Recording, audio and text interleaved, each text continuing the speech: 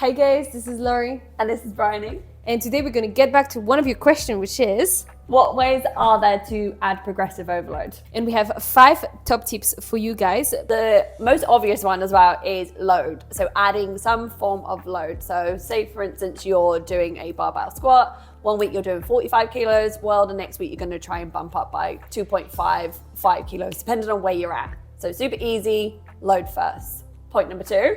Reps. You are working with rep ranges, and if your coach says the back squat is 6 to 10, let's say you reached a load that is quite challenging and you were only able to do 6 reps the previous week, well, a great way to progress would be to try to do an extra rep and aim for more than 6. And that's an easy way to progress as well. And once that you manage to do 10 reps with that load, then you're ready to add more weight.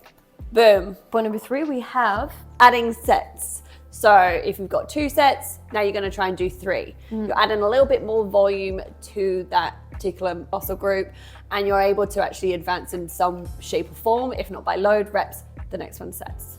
Point number 4. time and attention. So that could be slowing down the eccentric phase. That could be adding a cheeky pose at the bottom. A cheeky pose. We love a cheeky pose at the bottom. That could also be adding a quarter rep. So you don't necessarily have to add reps or load. You can just make the exercise harder by adding some form of tempo.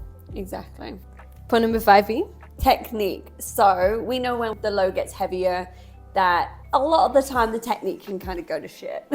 If we're being honest, the range of motion can almost shorten and we can almost like cheat our reps. So that can be a pretty obvious point to work on as well as all the others, but make sure that you're looking over your technique and sticking to your range of motion and not just cheating yourself out of those reps. So technique is always number 1, generally speaking, and go back to basics. Yeah. And as a little tip, if you're training without a coach, get into the habit of recording yourself, because sometimes when you look at your own video, you're more likely to notice any technical breakdown as opposed to feeling it when you perform the exercise. Yeah, sometimes you can just look back and I'm like, oh, okay, let's change that. Yes, sometimes you think you progress and you increase the load on a week-to-week basis, but the form is just getting, So is the progression really there?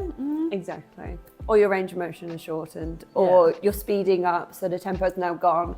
So you can kind of keep yourself accountable by recording, watching back, and then learning how to coach yourself. 100%. And that's it. Wrapped up! Surely that's going to be all right. All right. That's it.